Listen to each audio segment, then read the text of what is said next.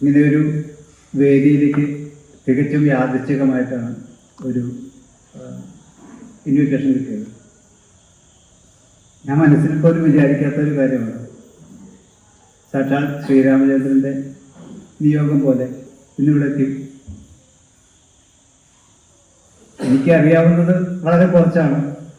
പക്ഷെ എനിക്കറിയാവുന്നത് എന്താണെന്നുണ്ടെങ്കിൽ അത് ഞാൻ നിങ്ങളുമായിട്ട് പങ്കിടാനായിട്ട് ആഗ്രഹിക്കുന്നു. ഓം മഹാഗണപതയേ നമഃ. ഓം ശ്രീരാമചന്ദ്രായ നമഃ. ഓം ധർമ്മശാസ്ത്രേ നമഃ. ഓം നമഃ ശിവായ. അമ്മേ നാരായണ, ദേവി നാരായണ, ലക്ഷ്മി നാരായണ, സത്യനാരായണ.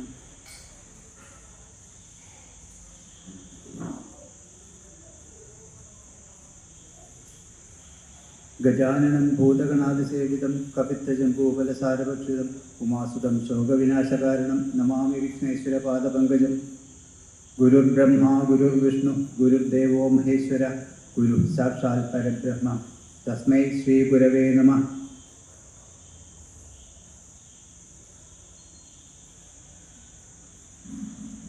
ഇന്ന് ഇവിടെ പ്രഭാഷണം ഒന്നും പറയണ്ട, എനിക്കറിയാവുന്ന കാര്യങ്ങൾ പങ്കുവയ്ക്കണം. അതിന് എന്നെ നിയോഗിച്ചിട്ടുള്ള ഇതിൻ്റെ ഭാരവാഹികൾ എല്ലാവർക്കും എൻ്റെ വിനീതമായ നന്ദി രേഖപ്പെടുത്തുന്നു. ഇന്നത്തെ നമ്മുടെ സാഹചര്യം പരശുരാമനും ശ്രീരാമനും തമ്മിൽ കണ്ടുമുട്ടിയ ആ ഒരു നിമിഷത്തെക്കുറിച്ചാണ് പറയേണ്ടത്. പക്ഷെ അത് പറയുന്നതിന് മുൻപ്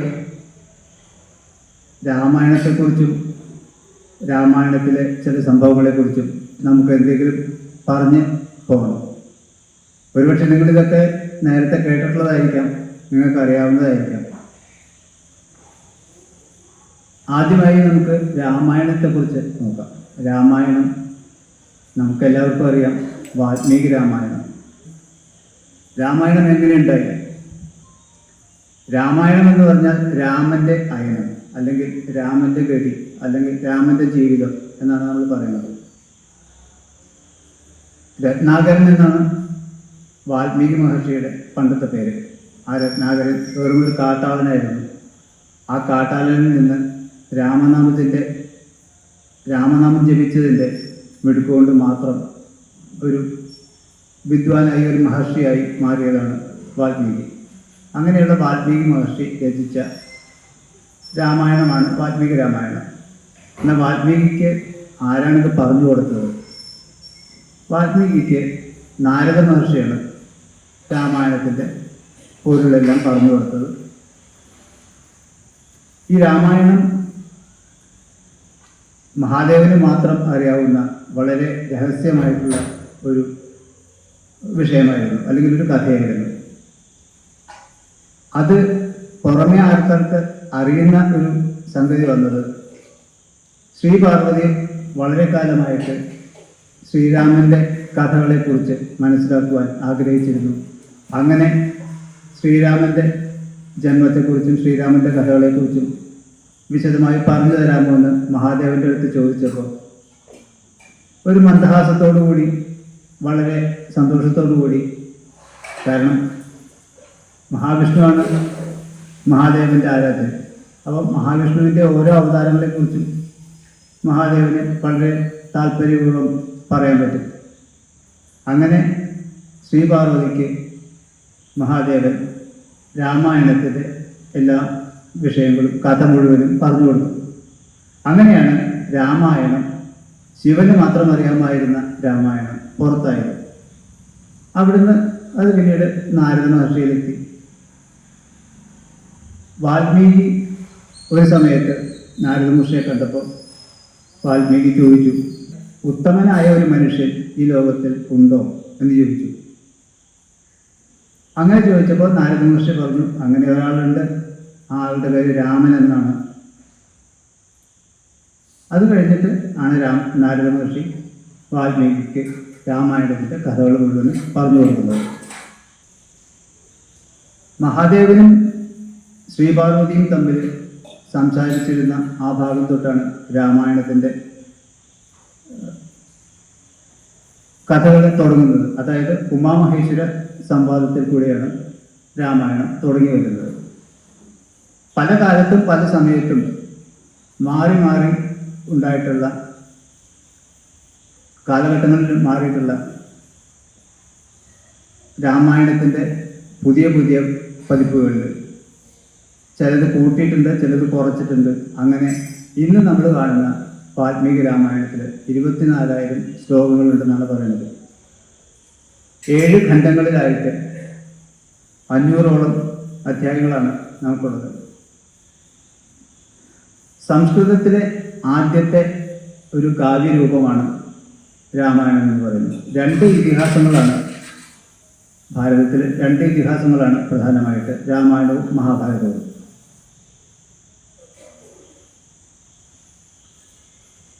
നിങ്ങൾക്കറിയാം, 7 കാണ്ഡങ്ങളിൽ കൂടിയാണ് രാമായണം കടന്നു പോകുന്നത്. ബാലകാന്ഡം, അയോധ്യാകാന്ഡം, ആരണ്യകാന്ഡം, കിഷ്കിന്ധാകാന്ഡം, സുന്ദരകാന്ഡം, യുദ്ധകാന്ഡം, ഉത്തരകാന്ഡം എന്നിവയാണ് 7 കാണ്ഡങ്ങൾ. അതിൽ ബാലകാന്ഡവും ഉത്തരകാന്ഡവും വാൽമീകി എഴുതിയതല്ല എന്നാണ് പറയുന്നത്. പണ്ടുകാലത്ത് സംസ്കൃതം എല്ലാവർക്കും അറിയാവുന്ന ഒരു ഭാഷയായിരുന്നില്ല, അല്ലെങ്കിൽ എല്ലാവർക്കും പഠിക്കാൻ അനുവദിച്ചിരുന്ന ഒരു ഭാഷയായിരുന്നില്ല. അതുകൊണ്ട് തന്നെ സംസ്കൃത ശ്ലോകങ്ങൾ ചൊല്ലാനും സംസ്കൃത ഗ്രന്ഥങ്ങൾ പഠിക്കുവാനും പലർക്കും കഴിയുമായിരുന്നില്ല. അതുകൊണ്ട് തന്നെ രാമായണം സാധാരണക്കാരുടെ ഇടയിൽ അത്രയധികം പ്രചാരമുണ്ടായിരുന്നില്ല. അങ്ങനെ ഇരിക്കുമ്പോഴാണ് തുഞ്ചത്ത് രാമാനുജൻ എഴുത്തച്ഛൻ മലയാളത്തിൽ കിളിപ്പാട്ട് രൂപത്തിൽ രാമായണം എഴുതുന്നത്, രചിക്കുന്നത്. അത് പിന്നീട് സാർവത്രികമായി എല്ലാവരും അത് ചൊല്ലാനും തുടങ്ങി. അപ്പം ഇപ്പം നമുക്ക് നോക്കിക്കഴിഞ്ഞാൽ വാൽമീകി രാമായണത്തെക്കാട്ടും കൂടുതൽ പ്രചാരം തുഞ്ചത്ത് എഴുത്തച്ഛൻ്റെ കിളിപ്പാട്ട് ആണ്.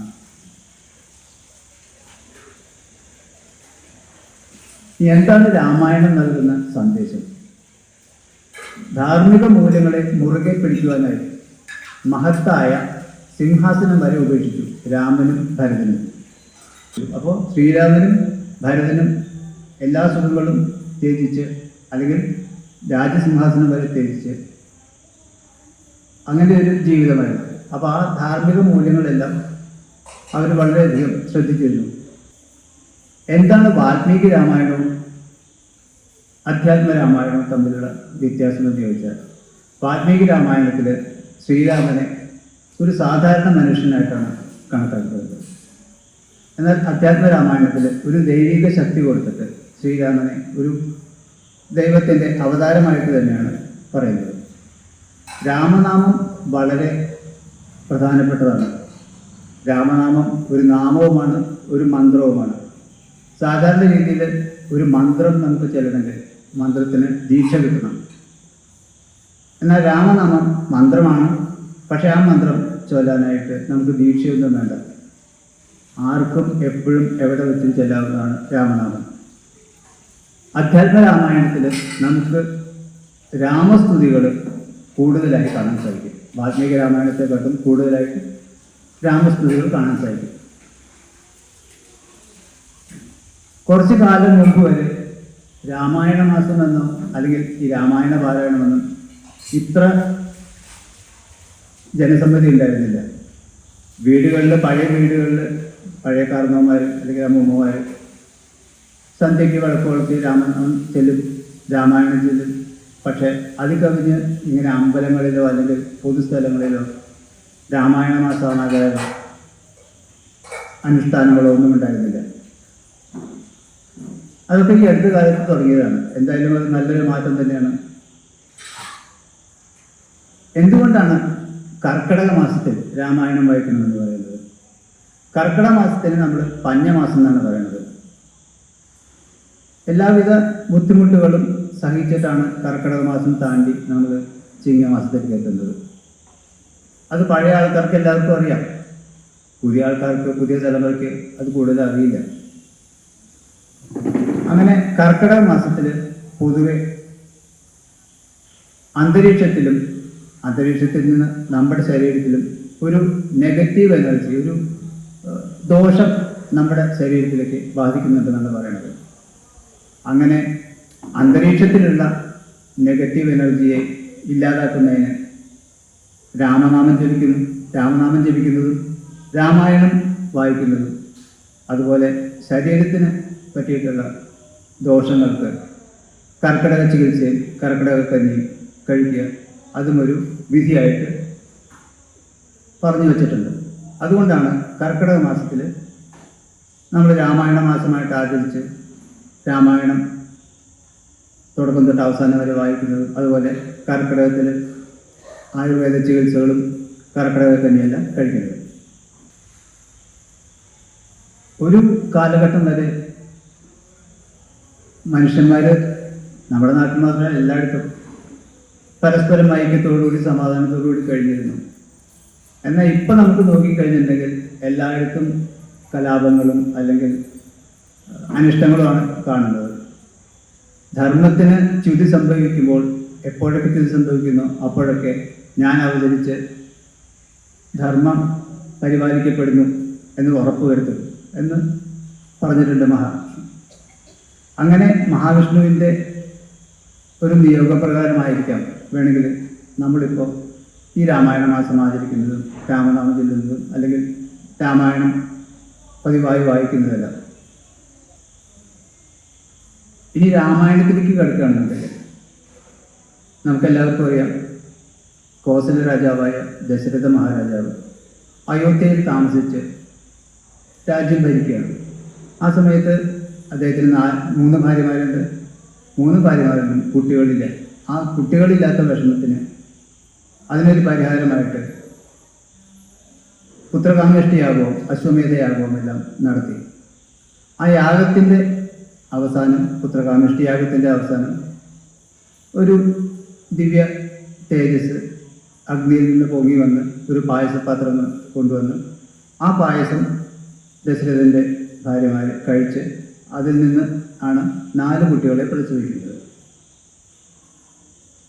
കൗസല്യയുടെ പുത്രനായിട്ട് ശ്രീരാമനും, കൈകേയിയുടെ പുത്രനായിട്ട് ഭരതനും, സുമിത്രയുടെ പുത്രന്മാരായിട്ട് ലക്ഷ്മണനും ശത്രുഘ്നനും ഉണ്ടാക്കിയെന്നാണ് പറയുന്നത്.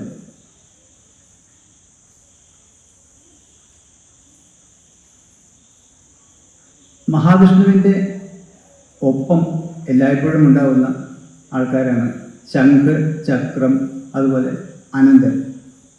മഹാവിഷ്ണുവിൻ്റെ എല്ലാ അവതാരത്തിലും ഇവർക്ക് എന്തെങ്കിലും ഒരു പ്രാധാന്യം കൊടുക്കണമെന്ന് മഹാവിഷ്ണുവിന് നിർബന്ധമായിരുന്നു.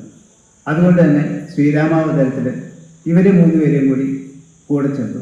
അങ്ങനെയാണ് 4 പേരായത്: ശ്രീരാമനും, ഭരതനും, ലക്ഷ്മണനും, ശത്രുഘ്നനും. ഈ 4 പേരുടെയും അമ്പലങ്ങൾ കർക്കിടക മാസത്തിൽ തൊഴുന്ന ഒരു ചടങ്ങ് നമുക്കുണ്ട്, 4 അമ്പല ദർശനം. എന്താ കൊണ്ടുള്ള ഗുണമെന്ന് വെച്ച് കഴിഞ്ഞാൽ ജീവിതത്തിൽ ഉണ്ടാകുന്ന എല്ലാ ദുരിതങ്ങളും ഈ 4 പേരുടെയും അമ്പലങ്ങൾ ഒരു ദിവസം കൊണ്ട് തൊഴുതാൽ ഇല്ലാതാവുമെന്നാണ് പറയപ്പെടുന്നത്. ഇന്നിപ്പോൾ നമുക്ക് നോക്കിക്കഴിഞ്ഞാൽ 4 അമ്പലം എന്ന് പറഞ്ഞാൽ തൃശ്ശൂർ ജില്ലയിലുണ്ട്, എറണാകുളം ജില്ലയിലുണ്ട്, കോട്ടയം ജില്ലയിലുണ്ട്, മലപ്പുറം ജില്ലയിലുണ്ട്, പാലക്കാട് ജില്ലയിലുമുണ്ടെന്ന് പറയുന്നു. അപ്പം ഇത് 4 അമ്പല ദർശനവും കർക്കിടക മാസത്തിലെ ഒരു ആചാരമായിട്ടാണ് ഇപ്പോൾ നടന്നു വരുന്നത്.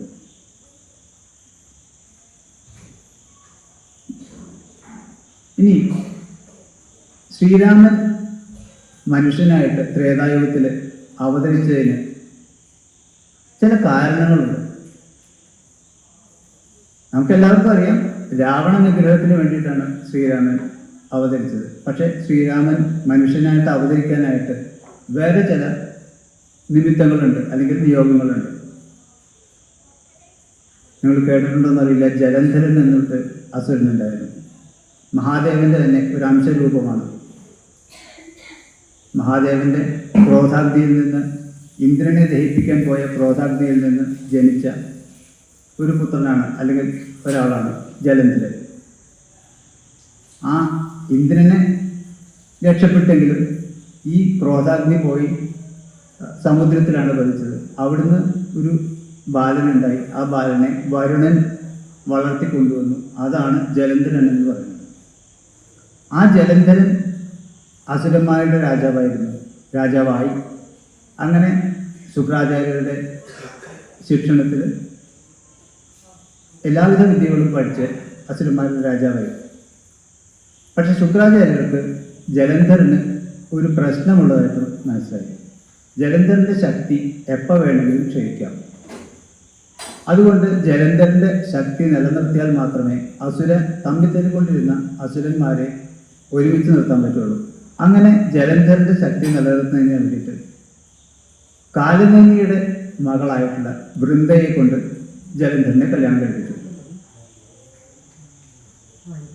അങ്ങനെ ജലന്ധരൻ ഒരു ദിവ്യ തേജസ്സിന്റെ ഭാഗമാണെങ്കിലും ആസുരിക ശക്തിയാണ് ജലന്ധരനിൽ ഉണ്ടായിരുന്നത്. അതുകൊണ്ട് തന്നെ ജലന്ധരൻ മനുഷ്യന്മാരെയും അല്ലെങ്കിൽ ദേവന്മാരെ, പ്രത്യേകിച്ചും ഇന്ദ്രനെ, ജലന്ധരന് വളരെ ദേഷ്യമായിരുന്നു.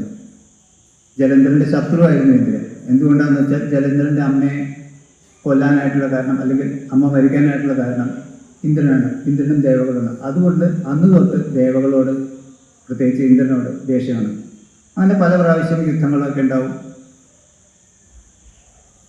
അപ്പം ഇതിൽ നിന്നൊക്കെ, ഈ പ്രശ്നങ്ങളിൽ നിന്നൊക്കെ രക്ഷപ്പെടുത്താനായിട്ട് ഒരു കവചമായിട്ടാണ് ശുക്രാചാര്യർ വൃന്ദയെ കൊണ്ട് കല്യാണം കഴിപ്പിച്ചത്.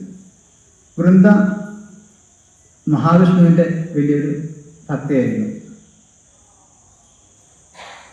എല്ലാവർക്കും ശക്തി കിട്ടുമ്പോൾ, എല്ലാവർക്കും കഴിവുകൾ കൂടുമ്പോൾ അഹങ്കാരം കൂടും.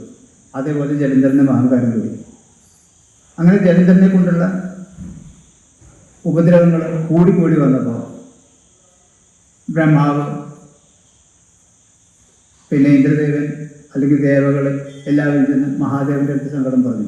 മഹാദേവന്റെ ഒരംശമാണല്ലോ. മഹാദേവൻ പറഞ്ഞു, എനിക്കൊന്നും ചെയ്യാൻ പറ്റില്ല. ജലന്ധരന്റെ ശക്തി ജലന്ധരന്റെ ഭാര്യ വൃന്ദയുടെ പാതിവൃത്യത്തിലാണ്. അത് നശിക്കുന്നത് വരെ ആർക്കും ജലന്ധരനെ ഒന്നും ചെയ്യാൻ പറ്റില്ല. അങ്ങനെ ഇവരെല്ലാവരും കൂടി മഹാവിഷ്ണുവിൻ്റെ അടുത്തെത്തി. അവസാനം മഹാവിഷ്ണു പറഞ്ഞു, ഞാൻ അതിനൊരു വഴി ഉണ്ടാക്കാമെന്ന് പറഞ്ഞു. എന്നിട്ട് ജലന്ധരൻ യുദ്ധത്തിന് പോയ സമയത്ത് ജലന്ധരന്റെ രൂപത്തിൽ മഹാവിഷ്ണു വൃന്ദയുടെ അടുത്തെത്തി. അങ്ങനെ വൃന്ദയുടെ പാതിവൃത്യം നശിപ്പിച്ചു. അല്ലെങ്കിൽ ആ ശക്തി, ആ കവചം, ജലന്ധരനുണ്ടായിരുന്ന കവചം നശിച്ചു. ആ സമയത്ത് മഹാദേവനും ശ്രീപാർവതിയും കൂടി ജലന്ധരനെ വധിച്ചു. പക്ഷേ വൃന്ദ തിരിച്ചറിഞ്ഞു, മഹാവിഷ്ണുവാണ് ഈ വന്നിരിക്കുന്നത്, അല്ലെങ്കിൽ ഇത് യഥാർത്ഥത്തിൽ ജലന്ധരനല്ല. അപ്പോൾ മഹാവിഷ്ണു തൻ്റെ ഏറ്റവും ഇഷ്ടദേവൻ തന്നെ ചതിച്ചു എന്ന് മനസ്സിലാക്കിയ വൃന്ദ മഹാവിഷ്ണുവിനെ ചതിച്ചു.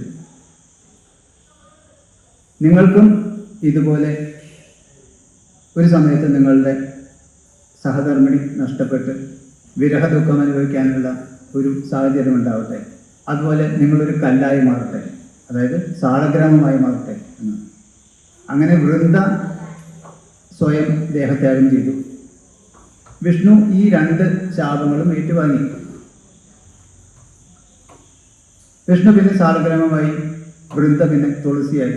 അങ്ങനെയാണ് സാളഗ്രാമവും തുളസിയും തമ്മിലുള്ള കല്യാണങ്ങളൊക്കെ നമ്മൾ നടത്തുന്നത്. ഇതൊരു നിമിത്തം. രണ്ടാമത് ഭൃഗു മഹർഷി ഒരിക്കൽ മഹാവിഷ്ണുവിനെ ശപിച്ചിട്ടുണ്ട്. നിങ്ങൾക്ക് ഇതുപോലെ നിങ്ങളുടെ സഹധർമ്മിണിയെ നഷ്ടപ്പെട്ട് വിരഹദുഃഖം അനുഭവിക്കാനുള്ള ഒരു സാഹചര്യം ഉണ്ടാവട്ടെ എന്ന് പറഞ്ഞിട്ട്. അതും എന്തോ ഒരു പ്രത്യേക കാരണത്തിലാണ് ഉണ്ടായത്. അത് രണ്ടാമത്തെ കാരണം. ഇനി നാരദ മഹർഷിയുടെ ഒരു ശാപമുണ്ട്. നാരദ മഹർഷി മഹാവിഷ്ണുവിനെ ഒരിക്കൽ ശപിച്ചു. പക്ഷെ നാരദ മഹർഷി പറഞ്ഞത് 14 വർഷം നിങ്ങൾക്ക് വനവാസത്തിനുള്ള യോഗം ഉണ്ടാവട്ടെ. 14 വർഷം വനവാസം മാത്രമല്ല, നിങ്ങളുടെ സഹധർമ്മിണി നിങ്ങളുടെ കൂടെ ഇല്ലാതെ ആ വിരഹദുഃഖം അനുഭവിക്കാനുള്ള യോഗമുണ്ട്, അതും ഉണ്ടാവട്ടെ. ഈ 3 പേരുടെയും ശാപം ഏറ്റുവാങ്ങി മഹാവിഷ്ണു. ഇതെല്ലാം മനസ്സിൽ കണ്ടുകൊണ്ടാണ് മഹാവിഷ്ണു പറഞ്ഞത്, മഹാവിഷ്ണു രാമന്റെ അവതാരത്തിൽ വരാമെന്ന് പറഞ്ഞത്. പക്ഷേ ഈ രാമന്റെ അവതാരത്തിൽ വരാനായിട്ട് ഒരു സാഹചര്യം അവിടെ ഉണ്ടാവണ്ടേ. അതിനാണ് രാവണനെ കൊണ്ടുവന്നത്. ഈ രാവണൻ ആരാണ് എന്ന് നമുക്ക് നോക്കണം. രാമാവതാരത്തിനുണ്ടായിട്ടുള്ള പ്രധാന കാരണത്തിൽ ഒന്ന് ഇതുകൂടിയാണ്. ജയൻ വിജയൻ എന്ന് പറഞ്ഞിട്ട് 2 ദ്വാരപാലകർ വൈകുണ്ഠത്തിൽ മഹാവിഷ്ണുവിൻ്റെ ദ്വാരപാലകരുണ്ടായിരുന്നു. ഈ ജയവിജയന്മാർ സനകാദി മഹർഷികൾ അല്ലെങ്കിൽ സനന്ദൻ, സനാതനൻ, സനൽകുമാരൻ, ഇവരെല്ലാവരും സനകൻ, സനന്ദൻ, സനൽകുമാരൻ, സനാതനൻ ഇവരെല്ലാവരും കൂടി മഹാവിഷ്ണുവിനെ കാണുവാൻ വേണ്ടി വൈകുണ്ഠത്തിലെത്തിയപ്പോൾ ജയനും വിജയനും അവരെ അകത്തേക്ക് കടത്തി വിട്ടില്ല. കുട്ടികളായിരുന്നു, കുട്ടികളുടെ രൂപത്തിലാണ് അവർ. അതുകൊണ്ട് അവരെ അകത്തേക്ക് കടത്തി വിട്ടില്ല. ആരാണെന്നറിയാതാണ് ചെയ്തത്. പക്ഷെ അതിന് കോപം വന്ന സനകാദികൾ ജയനെയും വിജയനെയും ശപിച്ചു. നിങ്ങൾക്ക് 3 ജന്മം ഭൂമിയിൽ പോയിട്ട് നിങ്ങൾ 3 ജന്മം ജനിക്കട്ടെ. അത് കേട്ടപ്പോൾ ജയനും വിജയനും പേടിച്ച് രണ്ടുപേരും ക്ഷമ ചോദിച്ചു. അതായത് ശാപമോക്ഷം വേണമെന്ന് പറഞ്ഞു. അപ്പോൾ പറഞ്ഞു, ഇപ്പോൾ ഒന്നും ചെയ്യാൻ പറ്റില്ല, നിങ്ങൾ 3 ജന്മം എടുക്കും, പക്ഷെ നിങ്ങളുടെ 3 ജന്മത്തിലും മഹാവിഷ്ണു തന്നെ നിങ്ങളെ കൊന്ന് നിങ്ങളുടെ ആ ശാപം തീർക്കുമെന്ന് പറഞ്ഞു. അങ്ങനെ ആദ്യത്തെ ജന്മത്തിലാണ് ജയന്റെയും വിജയന്റെയും ആദ്യത്തെ ജന്മമാണ് ഹിരണ്യാക്ഷനും ഹിരണ്യകശിപുവും. ഹിരണ്യാക്ഷനെ വരാഹാവതാരത്തിലും ഹിരണ്യകശിപുവിനെ നരസിംഹാവതാരത്തിലും മഹാവിഷ്ണു കൊന്നു. രണ്ടാമത്തെ ജന്മമാണ് രാവണനും കുംഭകർണനും. അപ്പോൾ ഈ രാവണനെയും കുംഭകർണനെയും കൊല്ലണമെന്നുണ്ടെങ്കിൽ വിഷ്ണു തന്നെ വരണം. അതുകൊണ്ടാണ് വിഷ്ണു തന്നെ പറഞ്ഞ് ഞാൻ തന്നെ അതിനുള്ള വഴി ഉണ്ടാക്കാമെന്ന് പറഞ്ഞത്. അങ്ങനെ ഇവിടെ രാവണൻ്റെ ജീവിതം തുടങ്ങി. രാവണനും കുംഭകർണനും ഗോകർണ പർവ്വതത്തിൽ പോയിട്ട് ബ്രഹ്മാവിനെ തപസ് ചെയ്ത് ബ്രഹ്മാവിൻ്റെ അനുഗ്രഹം വാങ്ങി വരം മേടിച്ചു. രാവണൻ എന്ത് വരം മേടിച്ചു? എന്നെ ദേവന്മാരും കൊല്ലാൻ പാടില്ല, മനുഷ്യന്മാരും കൊല്ലാൻ പാടില്ല. ദേവന്മാരും കൊല്ലാൻ പാടില്ല, അസുരന്മാരും കൊല്ലാൻ പാടില്ല. മനുഷ്യന്മാരുടെ കാര്യം പറഞ്ഞില്ല. ശരി, അങ്ങനെ ആവട്ടെ എന്ന് പറഞ്ഞു. അപ്പോൾ ദേവന്മാരുടെ കയ്യിൽ നിന്ന് രാവണന് പ്രത്യേകിച്ച് ഒരു ഉപദ്രവം ഉണ്ടാവില്ല, അസുരന്മാരുടെ കയ്യിൽ നിന്നും ഉണ്ടാവില്ല. മനുഷ്യന്മാർ തുച്ഛമായിട്ടുള്ള ആൾക്കാരല്ലേ, അവരെ പിന്നെ രാവണന് പേടിക്കേണ്ട കാര്യമില്ല. അതുപോലെ രാവണന് 10 തലകളും പിന്നെ കുറേ ആയുധങ്ങളും ഒരു രഥവും എല്ലാം കൊടുത്തു. ഒരു സാമ്രാജ്യം തന്നെ രാവണൻ കെട്ടിക്കൊടുത്തു. കുംഭകർണൻ വരം ചോദിച്ചപ്പോൾ കുംഭകർണന് നാക്കൊളുക്കിപ്പോയി. അങ്ങനെ എനിക്ക് ഉറങ്ങാനുള്ള സംവിധാനം വേണമെന്ന് പറഞ്ഞു. അങ്ങനെ ആയിക്കോട്ടെ എന്ന് പറഞ്ഞു. 6 മാസം ഉറക്കവും 6 മാസം സാധാരണ ജീവിതവും. രാവണന്റെ അഹങ്കാരം കൂടി തുടങ്ങി. രാവണന് കൂടുതൽ അധികാരങ്ങൾ കിട്ടി, അല്ലെങ്കിൽ കൂടുതൽ ബലം കിട്ടി, വളരെ ബലവാനായിരുന്നു. ഈ അഹങ്കാരം വന്നപ്പോൾ രാവണന്റെ ഉപദ്രവം ഭൂമിയിലും അല്ലെങ്കിൽ ദേവലോകത്തും അല്ലെങ്കിൽ 3 ലോകങ്ങളിലും കൂടി തുടങ്ങി. എന്നാൽ രാവണൻ ചില്ലറക്കാരനൊന്നും ആയിരുന്നില്ല. ശിവന്റെ ഒരു വളരെ നല്ലൊരു ഭക്തനായിരുന്നു രാവണൻ. 4 വേദങ്ങളും 6 ശാസ്ത്രങ്ങളും രാവണന് പ്രാവീണ്യമുണ്ടായിരുന്നു. രാവണനും വൈശ്രവണനും സഹോദരന്മാരായിരുന്നു. നമ്മൾ കുബേരൻ എന്ന് പറയുന്നത്. രാവണനെയും വൈശ്രവണനെയും കുബേരന്മാരെന്നാണ് പറയുന്നത്. വൈശ്രവണനാണെങ്കിൽ വളരെയധികം ധനം സമ്പത്തുള്ള ആളാണ്. രാവണനാണെന്നുണ്ടെങ്കിൽ സാമ്രാജ്യവും ശക്തികളുമുള്ള ആളാണ്. അങ്ങനെ 2 പേരും വളരെ ശക്തിമാന്മാരായിട്ട് ജീവിച്ചു. രാവണന്റെ വളർച്ച കണ്ടിട്ട് ദേവലോകത്ത് ഇന്ദ്രന് ഇരിക്കപ്പെടുകയുണ്ടായി. എന്താണെന്ന് വെച്ചാൽ എപ്പോഴാണോ നമ്മളെ ആക്രമിക്കാൻ വരിക, എൻ്റെ ഇന്ദ്രസ്ഥാനം എപ്പോഴാണോ പോവുക, അപ്പോൾ ഇന്ദ്രന് പേടിയായി കഴിഞ്ഞു. അതേപോലെ ഭൂമിയിൽ രാവണന്റെ ഉപദ്രവം കൊണ്ട് ഭൂമിദേവിക്കും പൊറുതിമുട്ടി. ഇനി ഇതിനൊരു അവസാനം വേണം. ഇതെന്തെങ്കിലും രീതിയിൽ രാവണനെ നമുക്ക് വധിക്കണം എന്നുള്ള ഒരു കാര്യമെത്തിയപ്പോൾ ഭൂമിദേവിയും ദേവകളും ഇന്ദ്രനും ബ്രഹ്മാവും എല്ലാവരും കൂടി ശിവനും എല്ലാവരും കൂടി വിഷ്ണുവിൻ്റെ അടുത്ത് ചെയ്യുന്നു. അങ്ങനെയാണ് വിഷ്ണു ശ്രീരാമാവതാരത്തിന് തയ്യാറെടുത്തത്. അപ്പോൾ വിഷ്ണു ശ്രീരാമനായിട്ടും അനന്തൻ ലക്ഷ്മണനായിട്ടും ഭരതൻ പാഞ്ചജന്യമാണ് ഭരതൻ. അങ്ങനെ പാഞ്ചജന്യം ഭരതനായിട്ടും പിന്നെ ചക്രം ശത്രുഘ്നായിട്ടും നമ്മുടെ ദശരഥ മഹാരാജാവിൻ്റെ പുത്രന്മാരായിട്ട് അവതരിച്ചു. വനവാസക്കാലത്ത്, അതായത് നമുക്കറിയാം രാമായണത്തിൽ രാമനും സീതയൊക്കെ വനവാസത്തിന് പോകുന്നുണ്ട്. ഈ വനവാസത്തിന് പോകുന്ന സമയത്ത് പർണശാലയിൽ താമസിക്കുമ്പോൾ രാവണന് സീതയെ കണ്ട് മോഹമായിട്ട് സീതയെ തൻ്റെ അമ്മാവനായിട്ടുള്ള മാരീചൻ്റെ സഹായത്തോട് കൂടിയിട്ട് കട്ടുകൊണ്ട് പോവുകയാണ്. അപ്പം എന്തിനാണ് ഇത് ചെയ്യണമെന്നുണ്ടെങ്കിൽ രാവണനെ എങ്ങനെയെങ്കിലും, രാവണൻ ശരിക്കും പറഞ്ഞാൽ ജയവിജയന്മാരിലൊരാളാണ്. രാവണനെ എങ്ങനെയെങ്കിലും തൻ്റെ ഈ ലോകത്തിലെ ജീവിതം അല്ലെങ്കിൽ രണ്ടാമത്തെ ജന്മം അവസാനിപ്പിച്ച് എത്രയും വേഗം വൈകുണ്ഠത്തിലെത്തണം. എന്നാൽ ഇത് നീട്ടി കൊണ്ടുപോയി കഴിഞ്ഞാൽ ഇനി വിഷമാവും. അപ്പോൾ ശ്രീരാമനെ ഏറ്റവും അധികം ബുദ്ധിമുട്ടിക്കാൻ പറ്റുന്നത് സീതയെ കട്ടുകൊണ്ടുപോയാലാണ്. സീതയെ കാണാണ്ടായി കഴിഞ്ഞാൽ രാമൻ തീർച്ചയായിട്ടും തന്നെ തേടി വരുമെന്നറിയാം. അതുകൊണ്ടാണ് സീതയെ തന്നെ കട്ടുകൊണ്ടുപോകുന്നത്. അങ്ങനെ രാമനും ലക്ഷ്മണനും സീതയെ അന്വേഷിച്ച് കാട്ടിലൂടെ നടന്ന് അവസാനം വാനരപ്പടയുടെ സഹായത്തോടെ, ഹനുമാന്റെയും സുഗ്രീവൻ്റെയും എല്ലാവരുടെയും സഹായത്തോടു കൂടി, ബാലിയുടെയും സഹായത്തോടു കൂടി ലങ്കയിൽ പോയി രാവണനുമായിട്ട് യുദ്ധം ചെയ്ത് രാവണനെയും കുംഭകർണനെയും വധിച്ച് സീതാദേവിയെ തിരിച്ചു കൊണ്ടുവരികയാണ്. അപ്പം ഇതാണ് മെയിനായിട്ട് രാമായണത്തിലെ കഥ വരുന്നത്. ഇപ്പം നമ്മൾ പറഞ്ഞു വരുന്നത് രാമനും സീതയും അവരുടെ വിവാഹം കഴിഞ്ഞ് തിരിച്ചു വരുമ്പോൾ പരശുരാമനായിട്ട് കണ്ടുമുട്ടി. ആ പരശുരാമനായിട്ട് കണ്ടുമുട്ടിയിട്ടുള്ള രംഗമാണ് നമുക്ക് പറയേണ്ടത്. പക്ഷേ ഇതിൽ നമ്മൾ പറഞ്ഞു വന്നത് എല്ലാവരെയും കുറിച്ചും കുറേശ്ശെ പറഞ്ഞു. ഇനി പരശുരാമനെ കുറിച്ച് നമുക്ക് പറയണം. പരശുരാമൻ ആരാണ്? ജമദഗ്നി മഹർഷിയുടെ രേണുകയുടെ മകനായിട്ടുള്ളതാണ് പരശുരാമൻ. പരശു അതായത് മഴു കയ്യിൽ കൊണ്ടു നടത്തുന്നതുകൊണ്ടാണ് പരശുരാമനായിട്ട് മാറിയത്.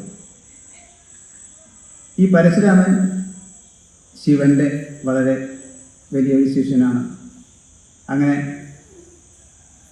ഒരു വലിയൊരു ശിവഭക്തനുമാണ്. അതേസമയം പരശുരാമൻ തൻ്റെ ചെറുപ്പകാലത്തിൽ മഹാവിഷ്ണുവിനെയും തപസ് ചെയ്ത് മഹാവിഷ്ണുവിൻ്റെ കയ്യിൽ നിന്ന് ചില വരങ്ങളെല്ലാം മേടിച്ചിട്ടുണ്ട്. മഹാവിഷ്ണുവിൻ്റെ തന്നെ 6ാമത്തെ അവതാരമായിട്ടാണ് പരശുരാമനെ കണക്കാക്കുന്നത്. അപ്പോൾ മഹാവിഷ്ണു തന്നെ പരശുരാമന് പല കാര്യങ്ങളും പറഞ്ഞു കൊടുത്തിട്ടുണ്ട്. ഇന്ന കാര്യങ്ങൾ ചെയ്യണം. എന്താണെന്ന് വെച്ചാൽ പരശുരാമൻ്റെ അച്ഛൻ ജമദഗ്നി മഹർഷി വളരെ ശുണ്ഠികളായിരുന്നു.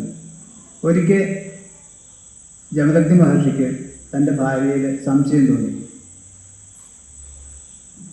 തപശക്തി കൊണ്ട് എന്തോ അങ്ങനെ തോന്നി. അപ്പോൾ ജമദഗ്നി മഹർഷി പറഞ്ഞു, മൂത്ത മക്കളെ വിളിച്ചിട്ട് പറഞ്ഞു, നിന്റെ അമ്മയെ കെട്ടിക്കൊല്ലാൻ പറഞ്ഞു. അവർ പറഞ്ഞ് പറ്റില്ല എന്ന് പറഞ്ഞു. മൂത്ത മക്കളാരും അത് ചെയ്തില്ല. അപ്പോൾ പരശുരാമനോട്, ഇളയാളോട് പരശുരാമനോട് പറഞ്ഞു.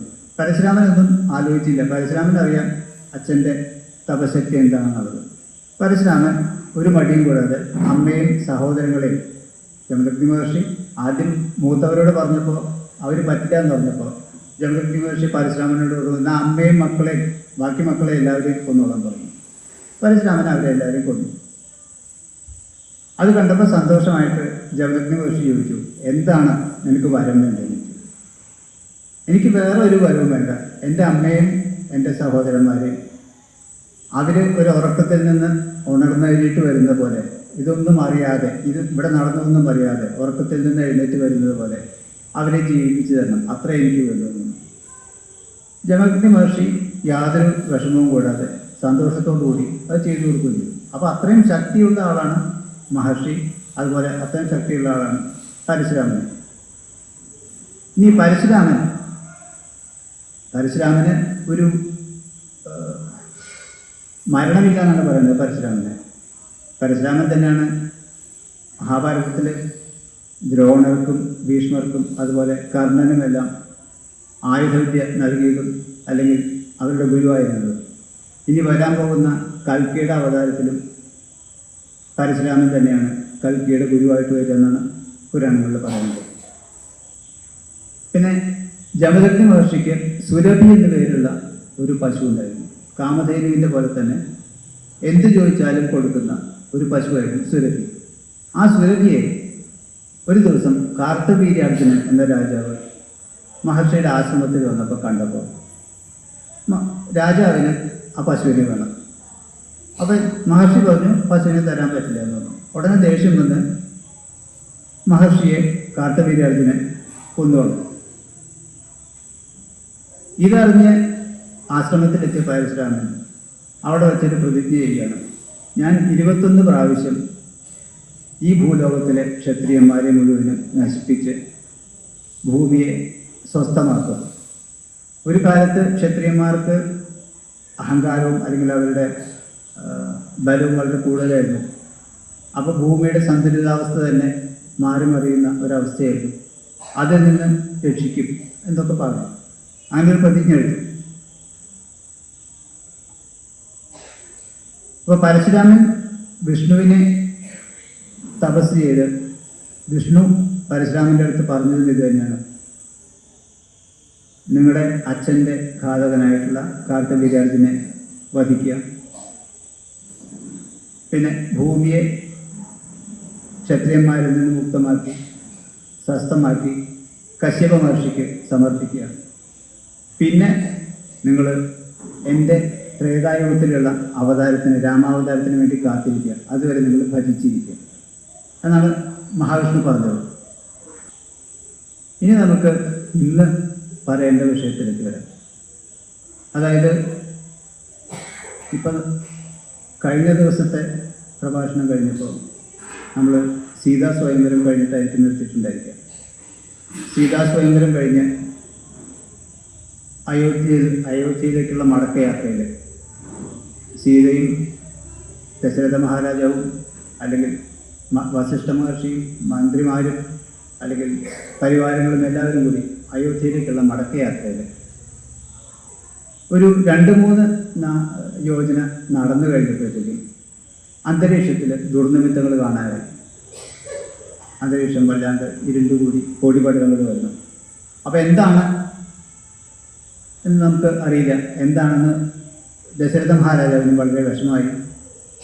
ആദ്യമായിട്ട് ഇവർ കൊട്ടാരത്തിലേക്ക് കൊണ്ടുപോവാണ്. അപ്പോഴാണ് ഈ ദുർനിമിത്തങ്ങൾ കാണുന്നത്. വേഗം ദശരഥ മഹാരാജാവ് വിശ്വാമിത്ര മഹർഷിയോട് ചോദിച്ചു, എന്താണ് ഈ ദുർനിമിത്തങ്ങൾക്ക് കാരണം, ഒന്ന് പറഞ്ഞു തരും.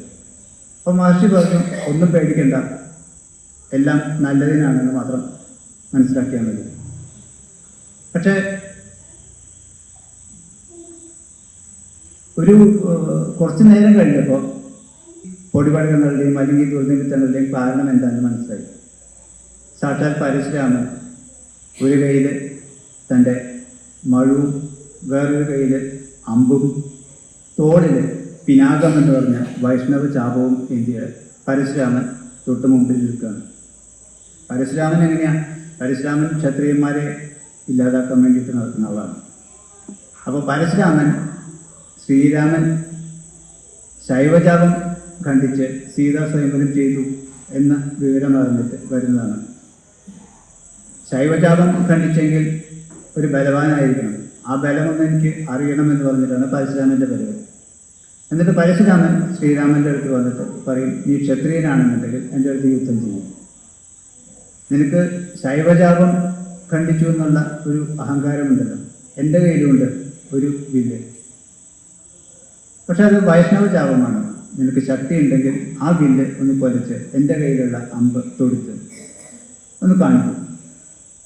അങ്ങനെയാണെന്നുണ്ടെങ്കിൽ അതിന് നിനക്ക് കഴിയുമെങ്കിൽ ഞാൻ നീ കഴിവുള്ളവനാണെന്ന് അംഗീകരിക്കാം, വെറുതെ വിടാം. അതല്ലാന്നുണ്ടെങ്കിൽ നിങ്ങളെല്ലാവരും കൂട്ടത്തോടെ വധിക്കുമെന്നാണ് പരശുരാമൻ ശ്രീരാമൻ്റെ അടുത്ത് പറഞ്ഞത്. അതായത് നമ്മുടെ എഴുത്തച്ഛൻ്റെ കിളിപ്പാട്ടിൽ പറയുന്നത്, നീലനീരത നിർമ്മല വർണ്ണത്തോടും നീലലോഹിത ശിഷ്യൻ ബടവാനുക സമൻ ക്രുദ്ധനായി പരശുബാണാസനങ്ങളും കൊണ്ട് പദ്ധതി മധ്യേ വന്നു നിന്നപ്പോൾ ദശരഥൻ ബദ്ധസാത്വസം വീണു നമസ്കാരവും ചെയ്താൻ, ബുദ്ധിയും കെട്ടുനിന്നു മറ്റുള്ള ജനങ്ങളും. ഇതൊക്കെ പറയണ കേട്ടിട്ട് ദശരഥൻ വേഗം പരശുരാമൻ്റെ കാൽക്കൽ വീണ് ക്ഷമയാചിച്ചു, എങ്ങനെയെങ്കിലും രക്ഷിക്കണമെന്ന് പറഞ്ഞിട്ട്. ദശരഥ മഹാരാജാവാണ്, പരശുരാമൻ ക്ഷത്രിയനാണ്, ക്ഷത്രിയനെ കൊല്ലാൻ വേണ്ടി നടക്കുകയാണ്. അപ്പോൾ തൻ്റെ മകനോ അല്ലെങ്കിൽ തനിക്കോ ഇനി പ്രശ്നങ്ങളൊന്നും ഉണ്ടാവരുതെന്ന് പറഞ്ഞിട്ട് വേഗം ക്ഷമയാചിക്കുകയാണ്. എന്തൊക്കെ രീതിയിൽ പരശുരാമനെ പുകഴ്ത്താമോ അല്ലെങ്കിൽ സ്തുതിക്കാമോ അതൊക്കെ ചെയ്തു. പക്ഷെ പരശുരാമൻ്റെ കോപമൊന്നും അടങ്ങുന്നില്ല. പരശുരാമൻ പറഞ്ഞു, ഇതിൽ നിന്ന് ഒരു മാറ്റമില്ല. ഇനി ശ്രീരാമൻ്റെ കഴിവ് തെളിയിച്ചിട്ട് മാത്രം നിങ്ങൾക്ക് ബാക്കിയുള്ള കാര്യങ്ങൾ. അപ്പോൾ ശ്രീരാമൻ പറഞ്ഞു, ഞാനൊരു കൗമാരക്കാരനാണ്, ഒരു ബാലനാണ്, നിങ്ങളാണെന്നുണ്ടെങ്കിൽ വളരെ മഹാനായിട്ടുള്ള ഒരു യോദ്ധാവാണ്. നമ്മൾ തമ്മിലെങ്ങനെ യുദ്ധം ചെയ്യുക, നമ്മളെങ്ങനെ സമക്കാരാവുക? അങ്ങനെ നിങ്ങളെപ്പോലുള്ളവർ ഇതുപോലെ തുടങ്ങിക്കഴിഞ്ഞാൽ ഞങ്ങൾക്കൊക്കെ എന്താ ചെയ്യാൻ പറ്റും? ഒരു കാര്യം ചെയ്യാം, എന്തായാലും നിങ്ങളുടെ കയ്യിൽ അമ്പും വില്ലും എല്ലാം ഉണ്ട്, അതിങ്ങോട്ട് തരൂ, ഞാനത് കൊലച്ച് നോക്കട്ടെ എന്ന് പറഞ്ഞു. അങ്ങനെ വളരെ നിഷ്പ്രയാസം ആ വൈഷ്ണവ ചാപം കൊലച്ച് അമ്പ് എയ്യാൻ പാകത്തിന് തൊടുത്തു നിർത്തി. അപ്പോഴാണ് പരശുരാമന് മനസ്സിലാവുന്നത് തൻ്റെ മുമ്പിൽ നിൽക്കുന്നത് ആരാണെന്ന്. പരശുരാമന് മനസ്സിലായി ഇത് മഹാവിഷ്ണു തന്നെയാണ്. അങ്ങനെ മഹാവിഷ്ണു പണ്ട് പറഞ്ഞ കാര്യം മനസ്സിൽ ഓർമ്മ വരികയാണ്. തൻ്റെ ത്രേതായുഗത്തിലെ അവതാരത്തിന് വേണ്ടി അന്ന് നമുക്ക് നേരിൽ കാണാം, അതിനുവേണ്ടി കാത്തിരിക്കുമെന്ന് പറഞ്ഞത്. വേഗം പരശുരാമൻ ശ്രീരാമനെ സ്തുതിച്ച് ശ്രീരാമൻ്റെ കയ്യിൽ നിന്ന് ആമ്പും വില്ലും വാങ്ങി മഹേന്ദ്ര പർവ്വതത്തിലേക്ക് അപ്രത്യക്ഷമായി എന്നാണ് പറയുന്നത്. അപ്പോൾ ഇവിടെ നമ്മുടെ ജീവിതത്തിലൊക്കെ നമ്മൾ ചെയ്യുന്നതാണ്, പലപ്പോഴും നമ്മൾ ചെയ്യുന്ന കാര്യമാണ്. മുൻവിധിയോടുകൂടി നമ്മൾ പല കാര്യങ്ങളും ചിലപ്പോൾ പറയാറുണ്ട്, പ്രവർത്തിക്കാറുണ്ട്. പക്ഷെ ചിലപ്പോൾ അതൊന്നും ആയിരിക്കില്ല യഥാർത്ഥത്തിൽ. അതേപോലെ തന്നെ ശ്രീരാമൻ ആരാണെന്ന് അറിയാതെയാണ് പരശുരാമൻ ഇതുപോലെയൊക്കെ പ്രവർത്തിച്ചത്. അപ്പം ഇതും ഒരു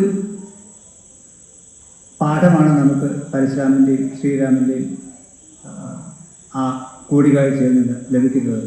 നമ്മളങ്ങനെ ഒരു മുൻവിധി വെച്ചിട്ട് കാര്യങ്ങളൊന്നും ചെയ്യരുത്. അല്ലെങ്കിൽ ഒരാളെ ചിലപ്പോൾ നമ്മൾ കാണുമ്പോൾ തന്നെ നമുക്ക് അയാളെ ദേഷ്യമാണ്, അല്ലെങ്കിൽ ഇഷ്ടപ്പെട്ടില്ല, അയാളെക്കുറിച്ച് നമ്മൾ ചീത്ത പറയണം. പക്ഷെ അയാൾ എന്താണ് ഏതാണ് എന്നറിയാതെ നമ്മൾ ചീത്ത പറയണം. അപ്പോൾ അത് പാടില്ല എന്നുള്ളൊരു പാഠം നമുക്ക് എന്ത് കിട്ടണം. ഇനി ശ്രീരാമനും പരശുരാമനും തമ്മിലുള്ള സംവാദവും, അല്ലെങ്കിൽ ശ്രീരാമൻ വില്ല് കൊലയ്ക്കുന്നതും പരശുരാമൻ ശ്രീരാമൻ്റെ നേരെ ഗർജിച്ചുകൊണ്ട് വരുന്നതുമെല്ലാം ആകാശത്തിൽ ദേവകൾ നോക്കിക്കാണുന്നുണ്ടായിരുന്നു. എല്ലാം കലങ്ങിത്തെളിച്ചപ്പോൾ അവരവിടെ നിന്ന് പുഷ്പവൃഷ്ടി നടത്തി.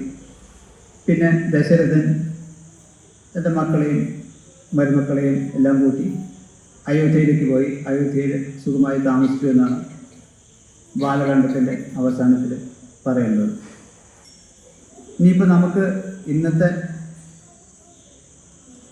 കാലഘട്ടത്തിലേക്ക് വന്നു കഴിഞ്ഞാൽ ഇപ്പം നമുക്ക് നമ്മുടെ അമ്മൂമ്മമാരും അല്ലെങ്കിൽ അമ്മമാരും, പ്രധാനമായിട്ടും അമ്മൂമ്മമാരായിരുന്നു വീടുകളിൽ കഥകൾ പറഞ്ഞു കൊടുത്തിരുന്നത്.